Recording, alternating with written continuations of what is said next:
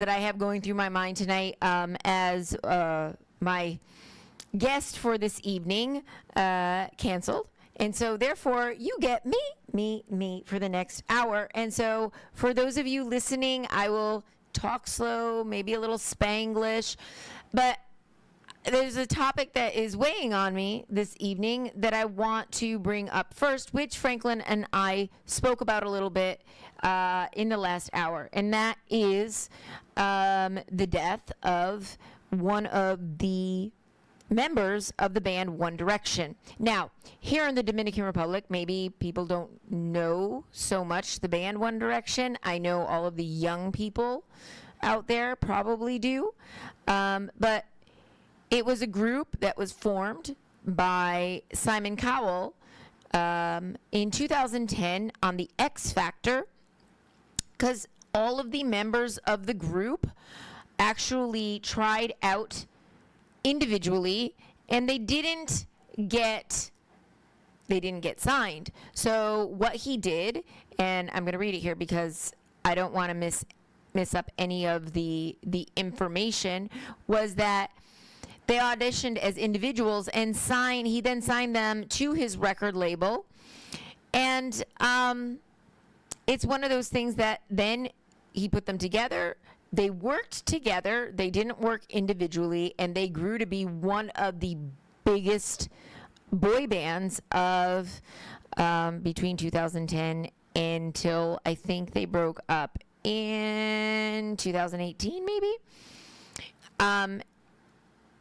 And it's really sad because he's 31 years old, and we need to think about it because a lot of young people today want fame, want fortune, but there's a lot of things that go along with it. And so when we think about what it is that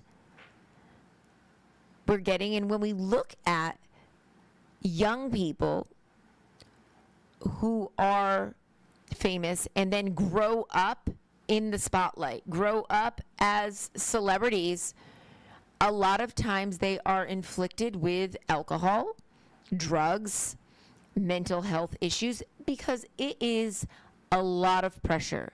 You are constantly being watched. You're constantly in the limelight. You're constantly being criticized, critiqued, constantly on the go. And especially for this band, I mean, they were performing every day, day and night and day, photo shoots, being chased all over. And a lot of people are like, ooh, that's great. That's wonderful. But you can't even go to the grocery store.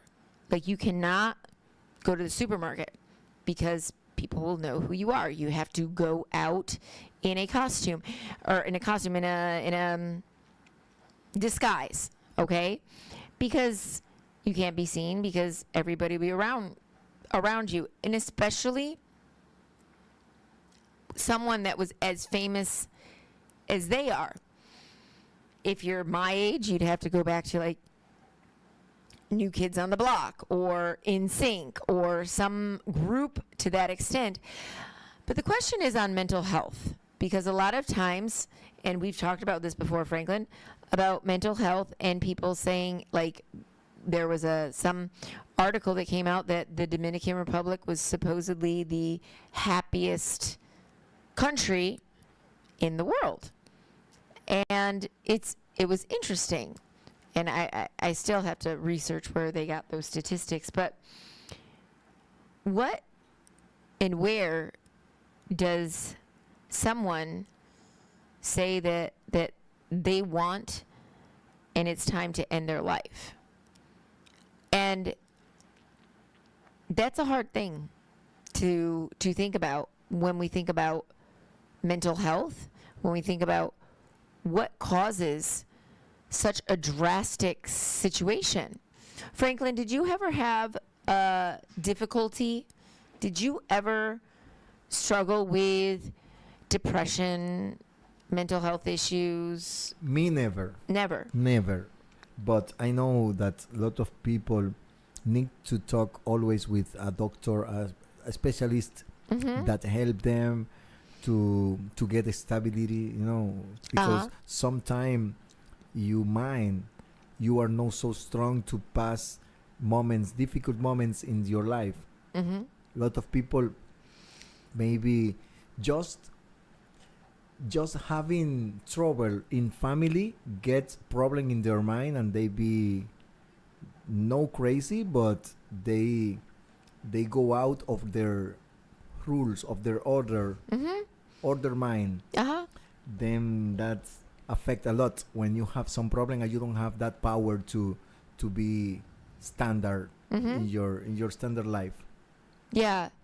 And it's interesting because one of the young people that I mentor came to me the other day and said, I need to talk to you. And I said, okay. How old he? He is 17. 17. With problem already? Oh my gosh. Oh la la. Franklin, what world are you living in?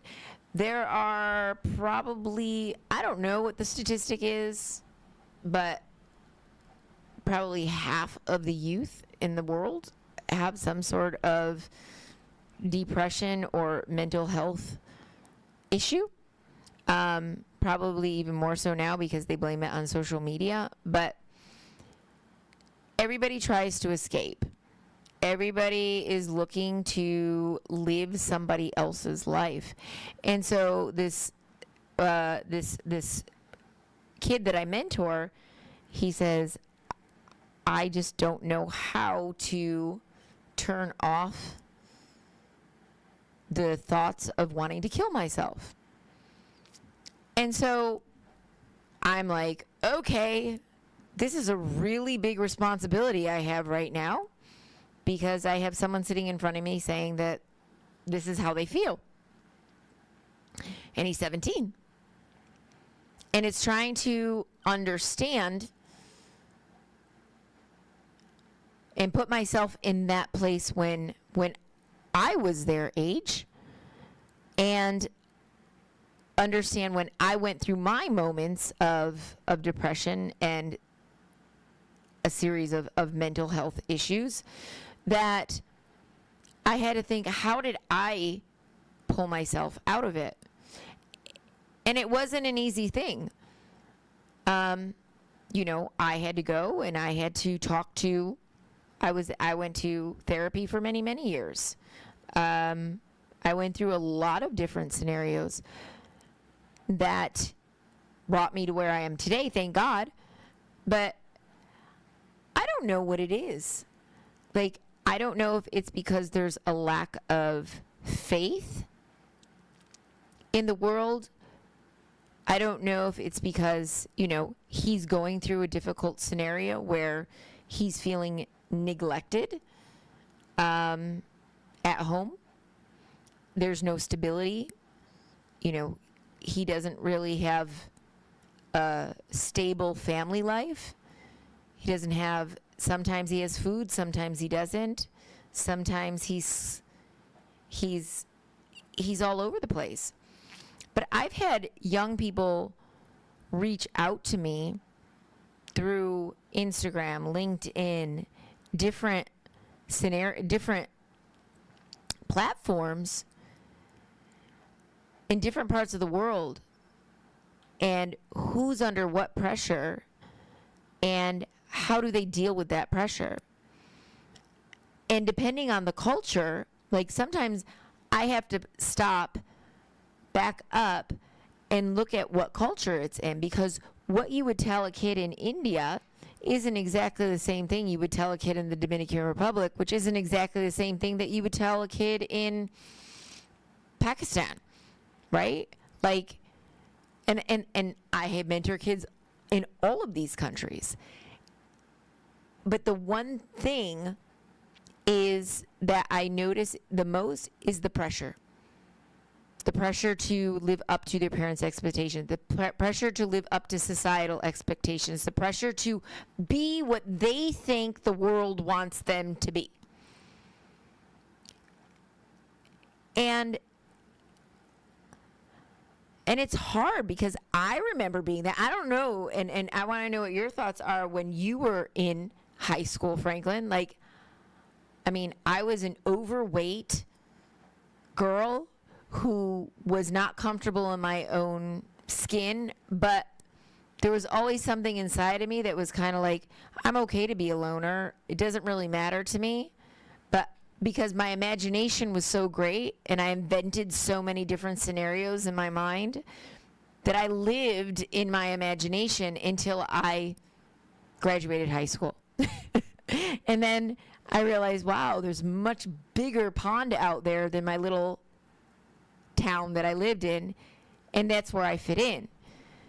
But so many people right now are trying to find, especially young people, where do I fit? What should I do? Where should I go? What should I wear? What should I do? What was it like when you were in high school? No, but let me tell you, lot of people, lot of these guys, you said before, they are very rich. They have all the comfortability around him.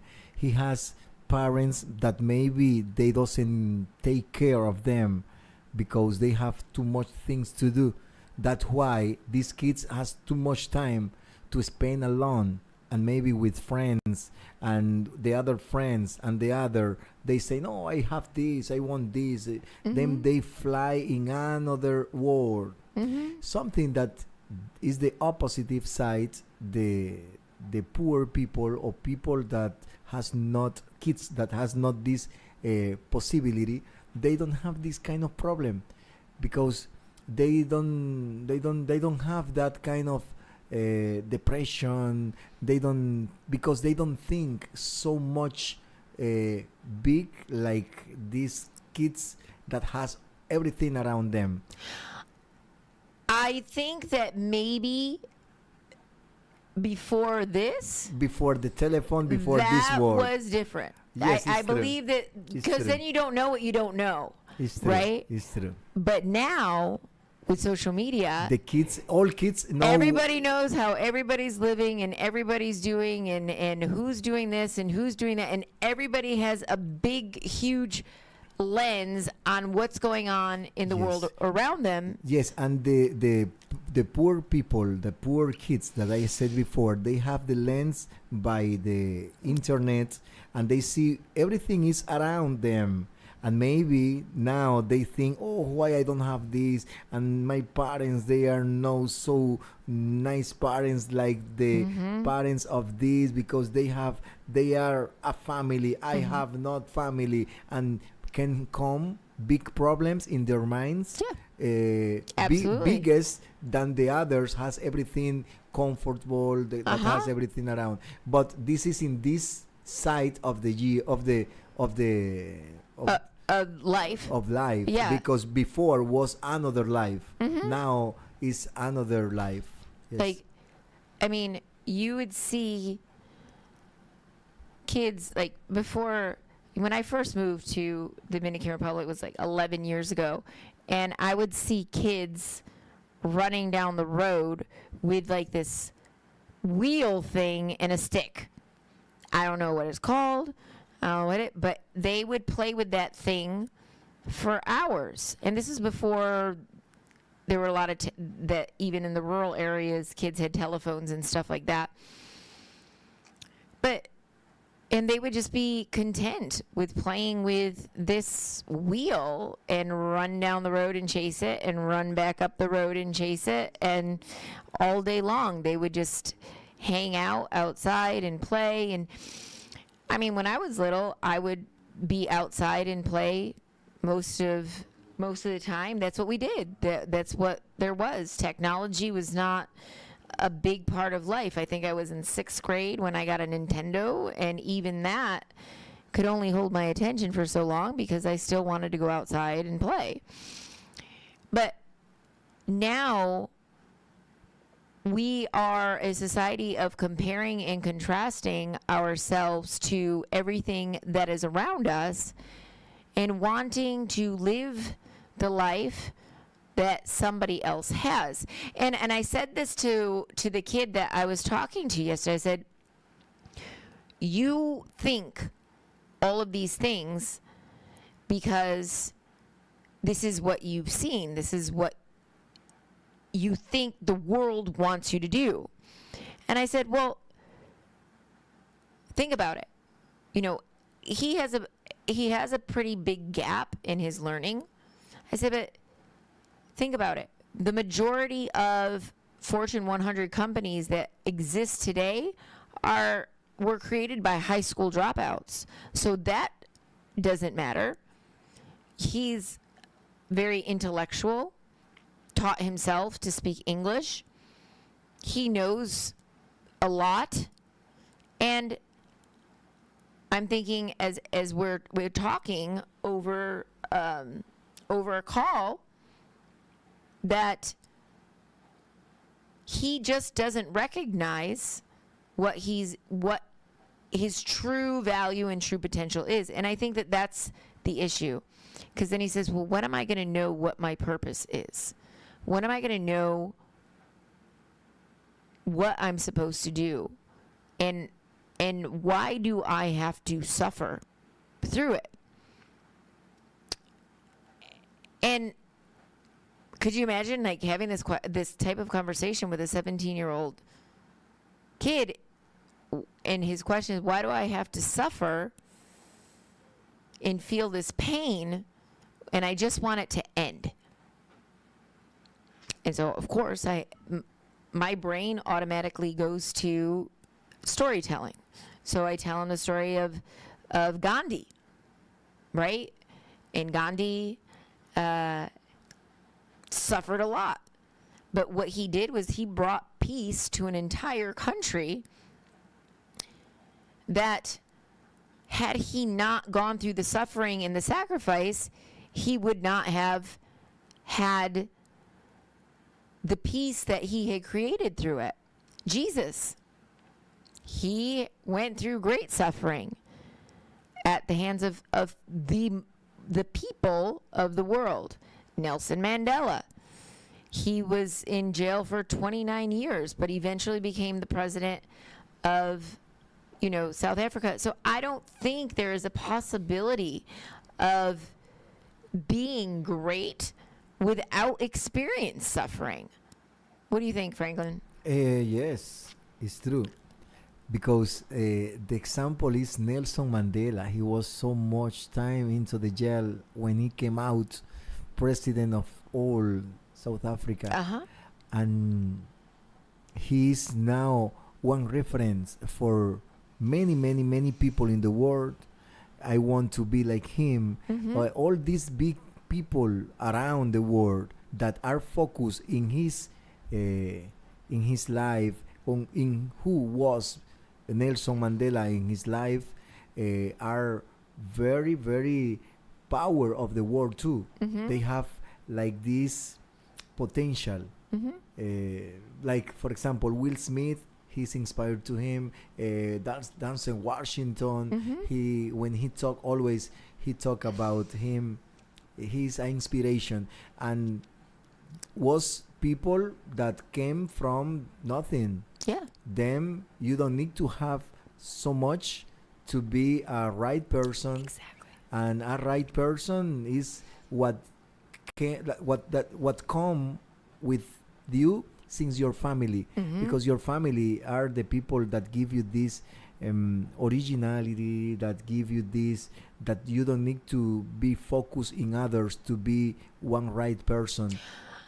But even those who come from a terrible family, because a lot of these people who are famous, who did great things in the world, not all of them came from a good, supportive, loving family, Yes. and actually went through hell when they were a child, And you think about Oprah Winfrey.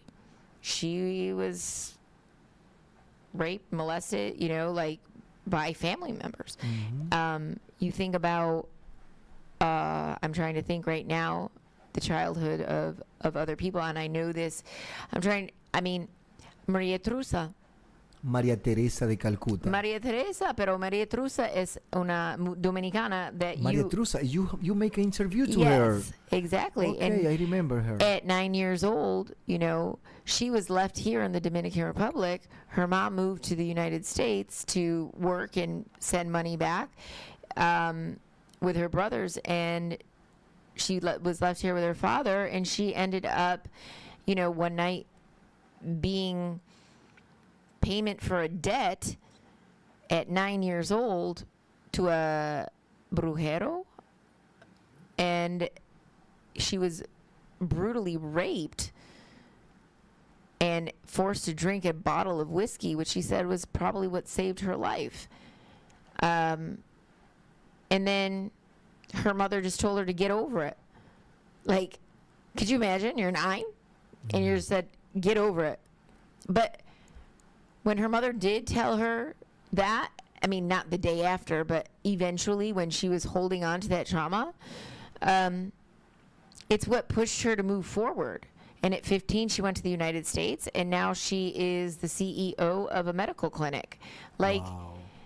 so. And she's Dominican. She's Dominican, of course. Yeah. Yes. Yeah. I mean, I Trusa. tell you, Trusa. Yeah. Trusa. Maria Trusa. I She's remember from- her. Was one very deep and interesting history when you was talking with her like 3 years ago. I have to have her back on. Yes. I have to call her and have her back yes. on.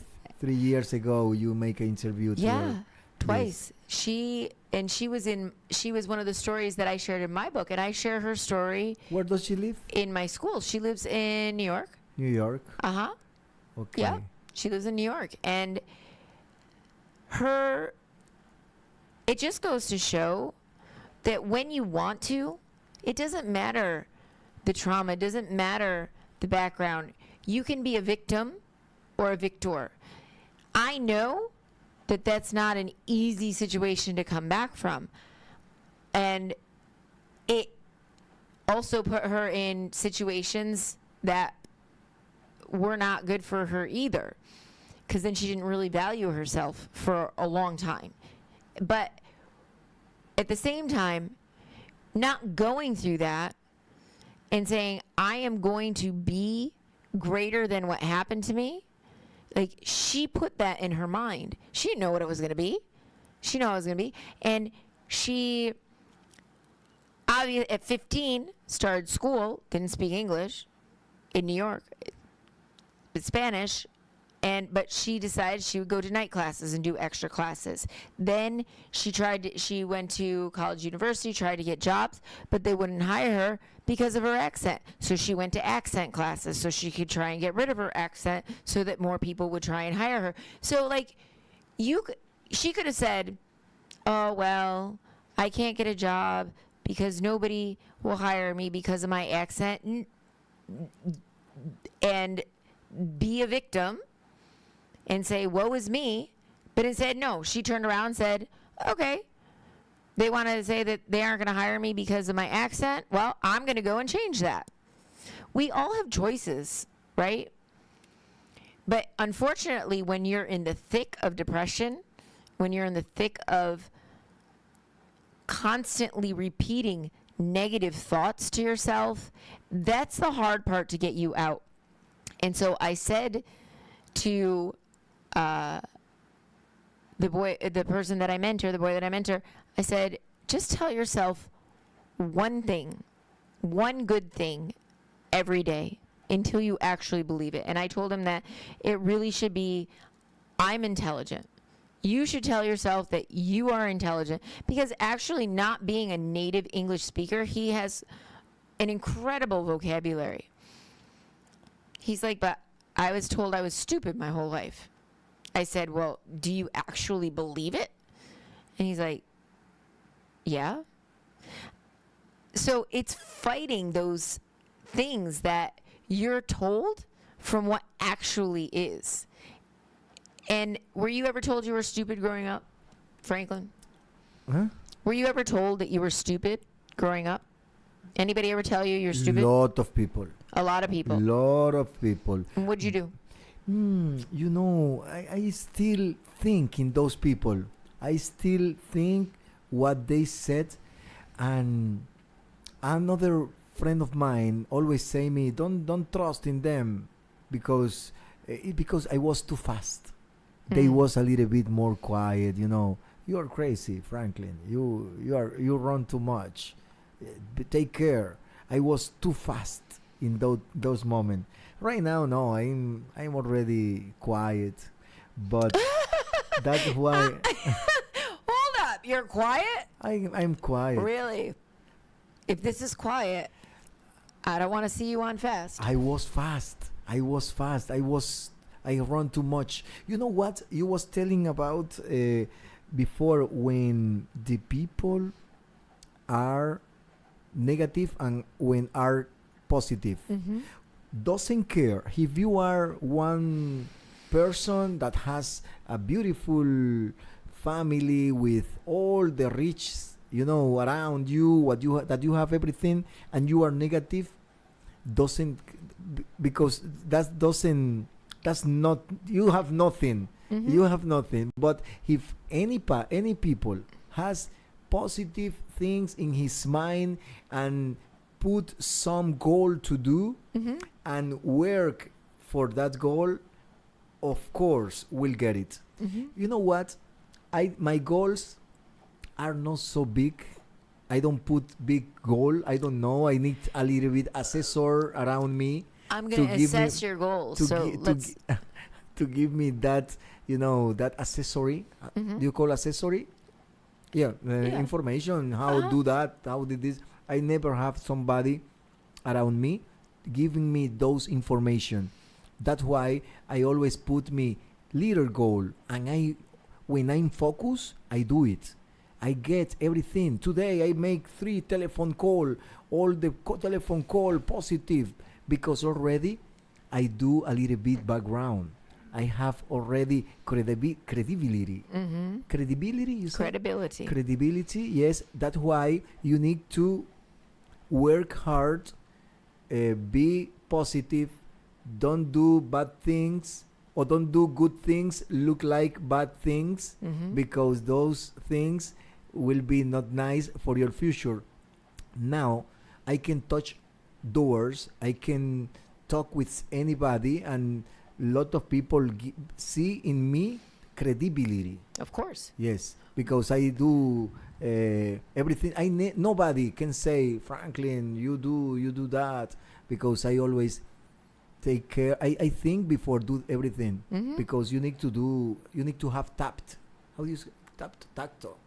How do you call tacto? Tact. Like Tact. Yeah. tact. Situational awareness. Yes, you You need need to know who you're talking to. Oh, you need to do everything in this moment. You need to have tact. Mhm. Yes, Absolutely. because you never know who can give you A bad name. a bad name. Yeah, because it takes years to build your credibility, and it takes 2 minutes for it to be torn down.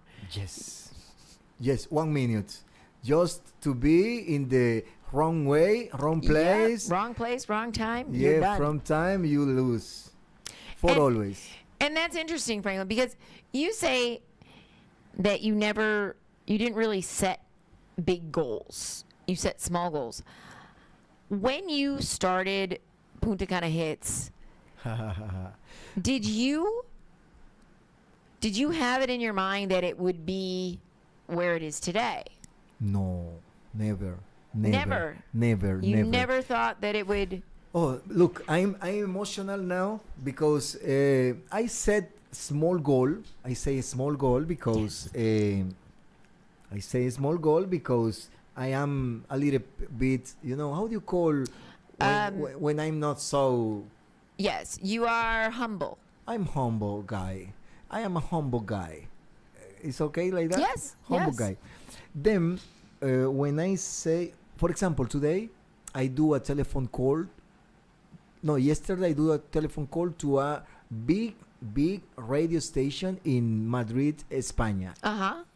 That person called me back today because he's interested to do some of our program in all Madrid. Nice. Yes, them will be. That's amazing. That's a big goal. And I think that the important part here is this, is that you didn't start out with like, I want the big station with the big studio and the big this and the big. No. You started out with, I want a radio station. Yes. You started it. And I remember I call you for the first time. For example, when I was online, I was online. You came in my radio station online in my home. You came in the second home. Yes, you was No, in Cayenne. Was it? in Ciudad del Sol. Yeah. Yes, you came there. Yes, was my third time I moved. Oh, I was first in Pueblo Bávaro. okay. Over there, was a thiefer that thieved me everything, take me away everything, all my equipments.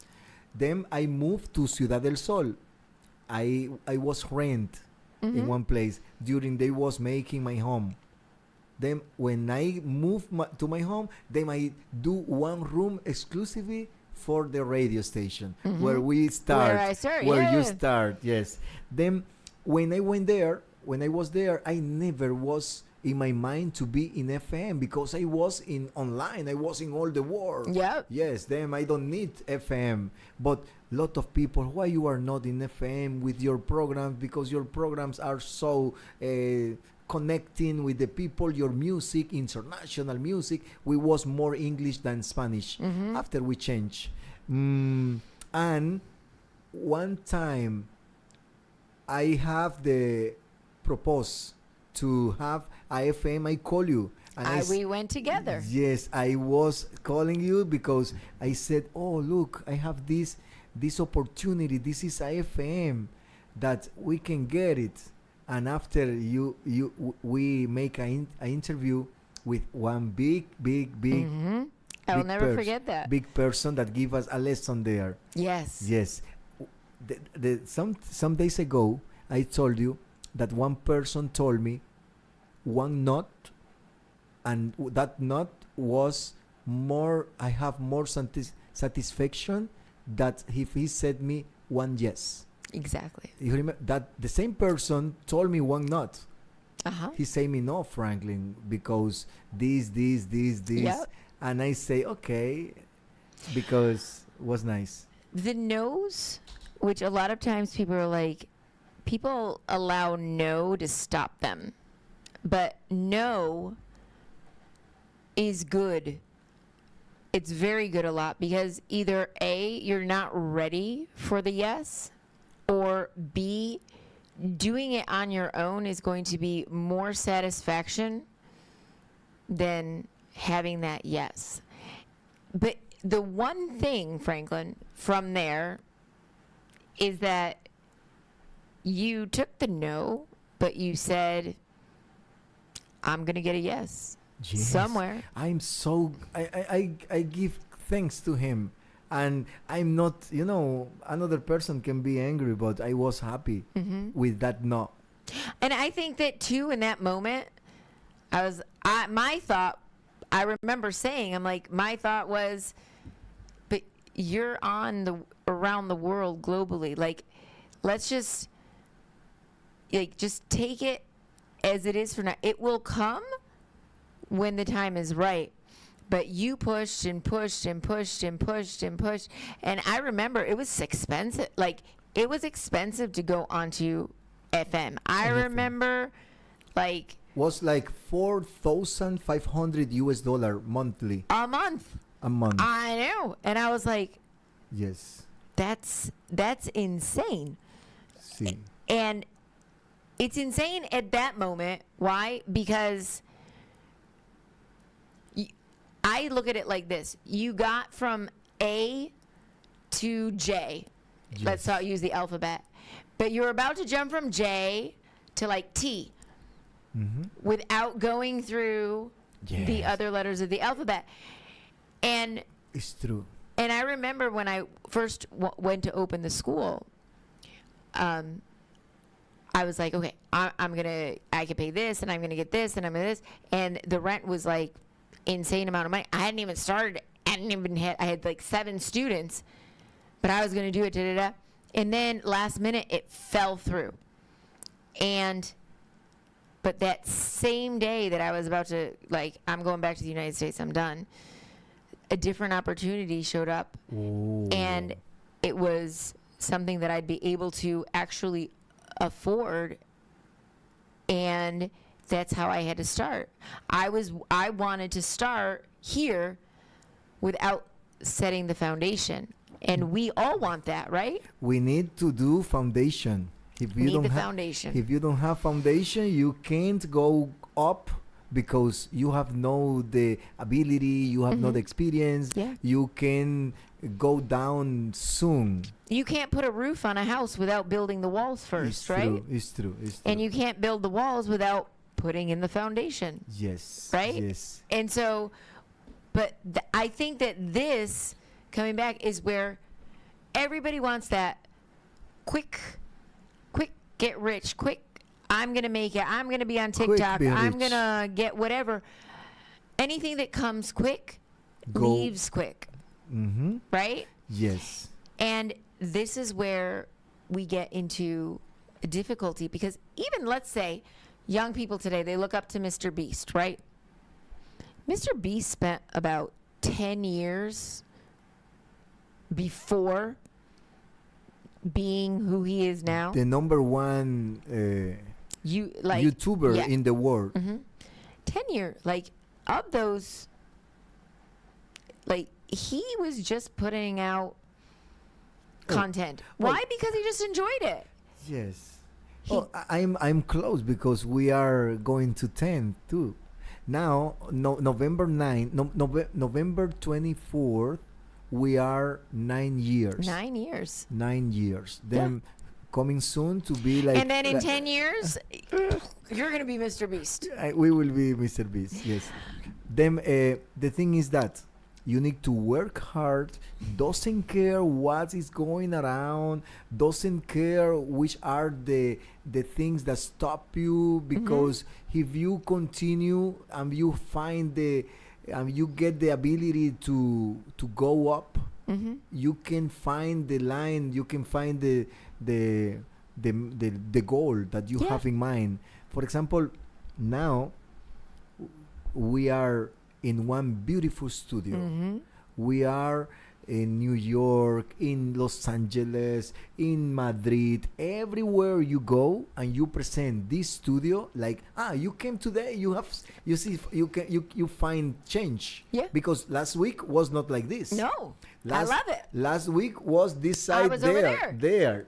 Now it changed. Now it's perfect. In 1 week more, we change another time. We will put two big television, 85, how do you call, Inch. too big. Here will be another concept. Then Yeah. we always are in active You movement. always have to be evolving because Yes. when an opportunity presents itself, you may not have thought of it in the beginning, right? You're like, okay, this is this, but then, oh, that's a good idea. Let's do this. Oh, that's a good idea. Let's do this. And it just keeps evolving. So a goal, success, it's not tangible. It's not a point that you get to. It's a constant. It's constant. Like your win today or yesterday was making those 3 phone calls, and they were positive. Like there's small goals, and then there's the big ones. Yes. Right? Yes. And so, and it's also, For example, look, came along when you do your job, when you do right things, the things come along. To me, for example, I never touch doors. knock on doors. How do you call? Knock I never knock door, on doors. knock on door, because I'm tired already with all things I'm doing. I start here at 7 o'clock in the morning, and I'm going from here 10, 11 o'clock in the night. Working, creating, doing, imagining things Yeah. to do. Since Monday, I have started with one television national, Oh. the Canal 4. Oh. Is how do you call? Is the national channel? Yeah. The national channel. Channel 4. Channel 4, yes. El Canal 4, Radio Televisión Dominicana. That's the channel.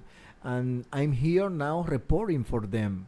Nice. Every day I need to do a report in the morning for one program that they have.